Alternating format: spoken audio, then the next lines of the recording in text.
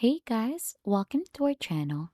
In today's video, we'll learn how can you transfer Google Play balance to another account. So there is no straightforward process to do this. The only way to process this is to seek help by a representative, and to do that, you'll just need to head onto the Google Play App Store of your device. Once you're already in there, click onto the upper right profile, and then you should be able to see help and feedback on the bottom part.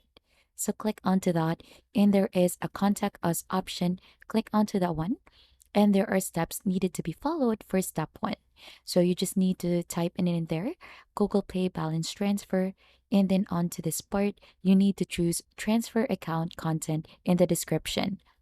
Then you need to choose Google Play app in the area and click on next step, and you'll be routed within step 2 that will give you the resources and help articles that may help. But since there is no straightforward process to do this, just simply scroll down on the bottom part until you find in the next step. Now on to step 3, or the last step. You now get the assistance that you need, and you have two options for that. One is to get an email or to chat with a representative. You'll just have to choose on which one, and either way, a representative will guide you in transferring your balance to another account. And that's just basically it on how you can transfer your Google Play balance to another account.